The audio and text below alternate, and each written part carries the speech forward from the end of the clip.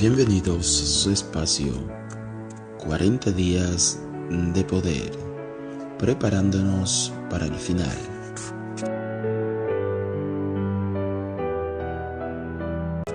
Como de costumbre, su amigo y compañero de viaje al reino de los cielos, Gregory Simon. En esta oportunidad, antes de estudiar la palabra de Dios, queremos invitarles a orar. Eterno Dios, Padre bondadoso que mora en el cielo, alabado y glorificado sea tu nombre por toda la eternidad. Gracias por tu misericordia y por tu bondad. Llénanos de tu paz, llénanos de tu Santo Espíritu. Permite que tu carácter se refleje en nuestras vidas. Bendiga a cada amigo y hermanos que nos escuchan esta hora. Sobre todo, Señor, los que han de escucharnos a través del canal de YouTube. Bendícelo y suple sus necesidades. En el nombre de Jesús. Amén. En esta oportunidad llama nuestra atención el hombre de pecado, el hijo de perdición, que aparece en 1 de Tesalonicenses, capítulo 2, versículo 3 en adelante. Pero quiero hacer una pequeña reflexión antes de adentrarnos en el hijo de perdición que aparece allí. Primero nos detendremos en 1 de Corintios capítulo 15, versículo 51 hasta el versículo 55. He aquí os digo un misterio: no todos dormiremos, pero todos seremos transformados. En un momento y en abrir y cerrar de ojos, a la final trompeta, porque se tocará la trompeta y los muertos serán resucitados, incorruptibles, y nosotros seremos transformados, porque es necesario que esto corruptible se vista de incorrupción y esto mortal se vista de inmortalidad. Cuando esto corruptible se haya vestido de incorrupción y esto mortal se haya vestido de inmortalidad, entonces se cumplirá la palabra que está escrita: sólvida es la muerte en victoria. ¿Dónde está, oh muerte, tu aguijón? ¿Dónde, oh sepulcro, tu victoria? Ya que el aguijón de la muerte es el pecado, y el poder del pecado la ley. Mas gracias sea dado a Dios, que nos da la victoria por medio de nuestro Señor Jesucristo. La palabra de Dios en el libro de 1 de Corintios que estamos considerando, el apóstol Pablo presenta que no todos dormirían. Ya en el tema anterior, hablando acerca de la vida después de la muerte, mostrando que los muertos no están en el cielo, ni en la gloria, ni en el purgatorio. Todos duermen. Y entonces el apóstol Pablo dice: he aquí os digo un misterio. No todos dormiremos, pero todos seremos transformados. Para el apóstol Pablo, cuando hace referencia, cuando le escribe, mejor dicho, a los corintios, que no todos dormirían, comparando la muerte con un sueño, como un sueño, y él se está incluyendo en el paquete, porque él está diciendo: no todos dormiremos. Entonces, cuando el apóstol Pablo escribe a los de Corintios, él guarda la esperanza de ver la venida de Cristo Jesús vivo sin ver la muerte, porque los acontecimientos que el apóstol Pablo estaba contemplando en su tiempo, y llegó a pensar que verdaderamente el Señor aparecería en breve. De modo, él dice que no todos vamos a dormir, sino todos seremos transformados en abrir y cerrar de ojo. Ahora, vayamos a 1 de Tesalonicenses para contemplar los otros versículos que queremos estudiar con ustedes en esta oportunidad. 1 de Tesalonicenses, capítulo 4, versículo 13. Y dice entonces allí Tampoco queremos, hermanos, que ignoréis acerca de los que duermen, para que no os entristezcáis como los que no tienen esperanza. Porque si creemos que Jesús murió y resucitó, así también traerá Dios con Jesús a los que durmieron en él. Por lo cual os decimos esto en palabra del Señor, que nosotros que vivimos, que habremos quedado hasta la venida del Señor, no precederemos a los que durmieran. Porque si el Señor mismo, con voz de mando, con voz de arcángel, con trompeta de Dios, descenderá del cielo, y los muertos en Cristo resucitarán primero. Luego nosotros los que vivimos, los que hayamos quedado, seremos arrebatados juntamente con ellos en las nubes para recibir al Señor en el aire, y así estaremos siempre con el Señor. Entonces, la palabra de Dios aquí nos presenta que el apóstol Pablo llama a los tesalonicenses a no ser ignorantes acerca de las personas que duermen, una y otra vez comparando la muerte como un sueño. En breve serían despertados. Pero el apóstol Pablo, el versículo 16 dice: luego nosotros, los que vivimos, los que hayamos quedado, seremos arrebatados juntamente con ellos. Es decir, que no precederemos a las personas que durmieron cuando Cristo Jesús venga en gloria. Es decir, que cuando Jesús venga en gloria por segunda vez, va a haber cristianos muertos y cristianos vivos, impíos muertos e impíos vivos. Por lo tanto, él está diciendo: luego nosotros, los que quedamos, los que hayamos en este estado despierto, veremos al Señor venir en el aire. Ahora, él está contando con que él estaría vivo en ocasión de la segunda venida de Cristo Jesús. Pero la palabra de Dios nos muestra posteriormente algo interesante que dice el apóstol concerniente a eso.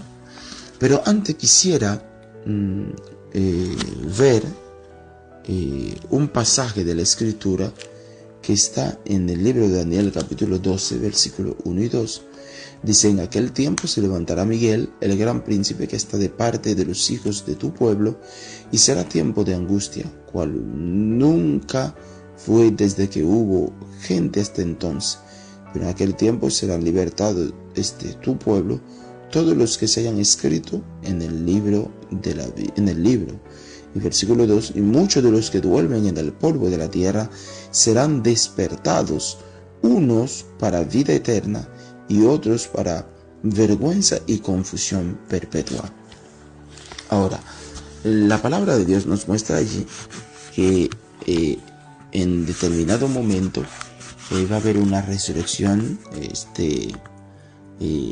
parcial, porque la palabra de Dios dice que versículo 2, muchos de los que duermen en el polvo de la tierra serán despertados, uno para vida eterna y otros para vergüenza y confusión perpetua. Ahora, ¿qué nos quieren decir que muchos serán despertados? Es decir, que antes de la venida de Cristo Jesús habrá una resurrección parcial. Es decir, que Cristo Jesús había prometido a los dirigentes de Israel, los miembros del Sanedrín, los que participaron en su crucifixión, verían al Hijo del Hombre venir en su gloria. Es decir, que va a haber una resurrección parcial para esos individuos que mataron a Cristo Jesús, y también va a haber una resurrección parcial para los cristianos, como cuando Cristo Jesús, cuando murió en la cruz del Calvario, dice la palabra de Dios, las tumbas se abrieron y muchos que estaban durmiendo en el polvo de la tierra despertaron, pero no despertaron cuando Cristo resucitó, sino más bien despertaron en ocasión de su muerte en la cruz del Calvario. La palabra de Dios es clara y muy eficaz para los que mediante el Espíritu Santo buscamos su luz. Entonces, mejor dicho, el libro de San Mateo capítulo 27, versículo 50, en adelante dice: mas Jesús habiendo otra vez clamado a gran voz, entregó el espíritu. Es decir, que murió. Y aquí el velo del templo se rasgó en dos, de arriba abajo, y la tierra tembló, y las rocas se partieron, y se abrieron los sepulcros, y muchos cuerpos de santos que habían dormido se levantaron, y saliendo de los sepulcros después de la resurrección de él, vinieron a la santa ciudad y aparecieron a muchos. ¿Ve? Durante la muerte de Cristo Jesús, los sepulcros se abrieron. Al entregar el Espíritu hubo un gran temblor de tierra. En ocasión del gran temblor de tierra, muchos de los santos, muchas de las personas que murieron, santos cristianos, ¿verdad?, despertaron. Y dice que aparecieron a muchas personas en la ciudad. Yo creo esta es la creencia de muchos, de hecho es la posición de la Iglesia Adventista, que los 24 ancianos que aparecen en el libro de Apocalipsis, que rinden loor, en el capítulo 4 del libro de Apocalipsis, los 24 ancianos que están delante del trono, nosotros creemos que los ancianos que están allá fueron de la primicia, que fueron despertados en ocasión de la muerte de Cristo Jesús, y fueron presentados a Dios el Padre como primicia, ¿verdad?, de los redimidos. Es decir, que nosotros creemos que estos 24 ancianos pertenecen a ese grupo que fueron despertados. Entonces, la palabra de Dios muestra que Jesús, cuando murió, el gran terremoto que hubo causó una resurrección. Antes de Jesús venir en gloria de nuevo, ha de haber un gran terremoto de nuevo. Entonces, cual no ha habido desde entonces, cual no ha habido hasta ahora, hasta el momento que ha de ocurrir, va a ocurrir. Pero antes de que Jesús venga en gloria, lo que quiero enfatizar, va a haber una resurrección parcial de los justos y también de Anás y Caifás y los demás, porque Jesús se lo había prometido. Llama nuestra atención de manera poderosa este pasaje que vamos a leer ahora en 2 de Tesalonicense. 2 de Tesalonicense, capítulo 2, versículo 1 en adelante. Dice aquí: pero con respecto a la venida de nuestro Señor Jesucristo y nuestra reunión con Él, os rogamos, hermanos, que no os dejéis mover fácilmente de vuestro modo de pensar, ni os conturbéis ni por espíritu, ni por palabra, ni por carta, como si fuera nuestra, en el sentido de que el día del Señor está cerca. Nadie os engañe en ninguna manera, porque no vendrá sin que antes venga la apostasía y se manifieste el hombre de pecado, el hijo de perdición, el cual se opone y se levanta contra todo lo que se llama Dios o es objeto de culto, tanto que se sienta en el templo de Dios como Dios, haciéndose pasar por Dios. ¿No os acordáis que cuando yo estaba todavía con vosotros decía esto? Y ahora vosotros sabéis lo que lo detiene, a fin de que a su debido tiempo se manifieste, porque ya está en acción el misterio de la iniquidad, solo que hay quien al presente lo detiene hasta que él a su vez sea quitado de en medio.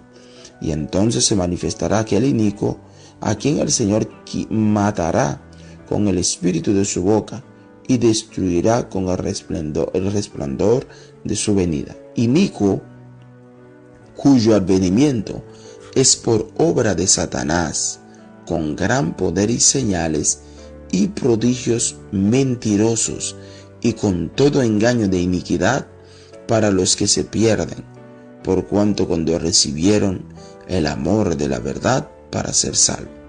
Por eso Dios le envía un poder engañoso para que crea la mentira, a fin de que sean condenados todos los que no creyeron a la verdad, sino que se complacieron en la injusticia. Fíjate lo que está diciendo el apóstol Pablo de manera clara acá. Es que ya él en 2 de Tesalonicenses está diciendo que no estaría cerca la venida del Señor. Recuerden, en 1 de Tesalonicenses, él dice que estaría despierto. Luego nosotros que vivimos, que habremos quedado hasta la venida del Señor, no precederemos a los que durmieron. Pero aquí en 2 de Tesalonicenses, capítulo 2, él dice que el día del Señor no vendría hasta que se manifieste el hombre de pecado, el hijo de perdición. Y no se dejarán mover tan fácilmente, le estaba diciendo a los hermanos, por mediante carta y persuasiones diabólicas. No se dejará mover tan fácilmente, porque el día del Señor no vendría sino cuando el hombre de pecados fuese manifestado, el hijo de perdición. Ahora llama nuestra atención hijo de perdición. En la Biblia aparece dos lugares, esa palabra dos veces en toda la Sagrada Escritura, hijo de perdición. Lo encontramos en la otra parte en Juan capítulo 17, versículo, para ser exacto, el versículo 12, dice la palabra de Dios allí: cuando estaba con ellos en el mundo, yo los guardaba. En tu nombre, a los que me diste, yo los guardé. Y ninguno de ellos se perdió, sino el hijo de perdición, para que la Escritura se cumpliese. La palabra de Dios presenta hijo de perdición a dos personajes de la Biblia: a Judas Iscariote y al sistema papal, el sistema falso.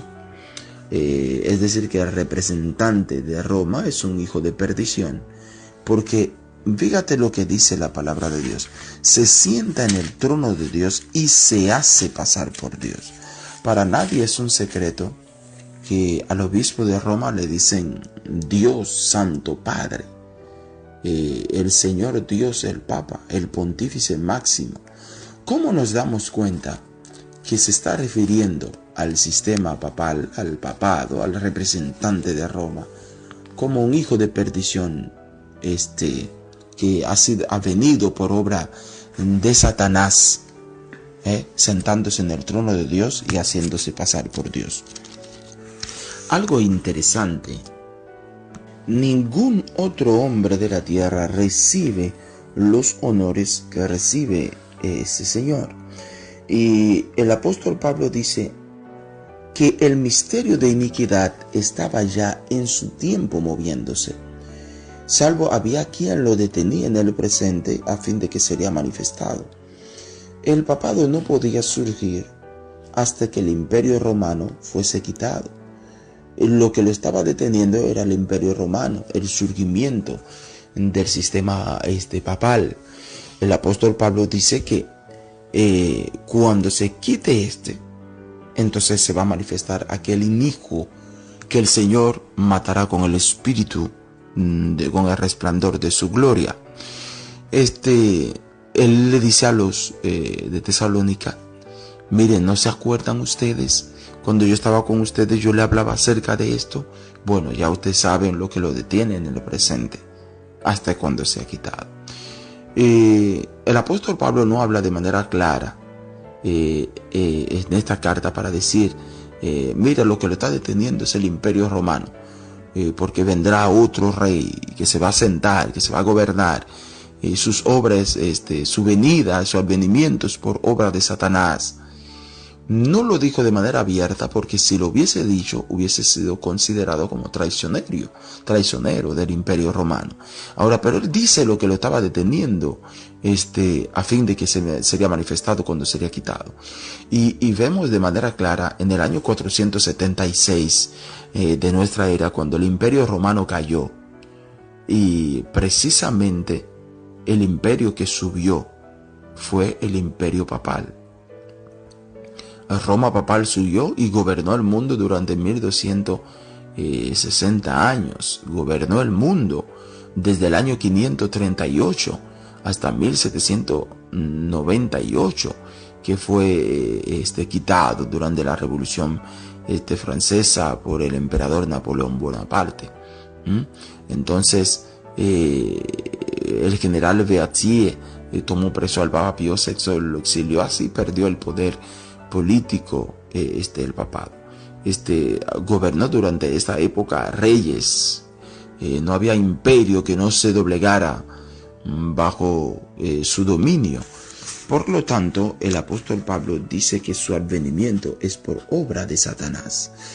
Eso lo veremos en el estudio que sostendremos mañana, si Dios quiere, para ver cómo es que ese poder, este poder o ese imperio, en aquel entonces hijo de perdición, recibe su poder, su trono y grande autoridad del diablo, porque el apóstol Pablo está diciendo que su advenimiento, el versículo 4, el cual se opone y se levanta contra todo lo que se llama Dios o es objeto de culto, tanto que se siente en el templo de Dios como Dios, lo llaman Santo Padre, lo llaman Dios en la tierra, máximo pontífice máximo, ¿me entiende? Con una triple corona. Ningún rey de la tierra tiene triple corona. Significa que él es Dios del cielo, Dios de la tierra, Dios de los seres inferiores debajo de la tierra. Ningún otro gobernante del mundo tiene eso.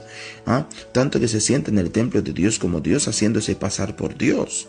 Entonces, perdona pecado. ¿Quién tiene poder para perdonar pecado? Solamente Dios, ¿entiende? Entonces, en una ocasión Jesús perdonó a alguien y le dijeron: blasfemia dices, porque tú siendo hombre te haces Dios. Entonces, y sí que era Dios Cristo, y los dirigentes judíos quisieron apedrarlo por eso.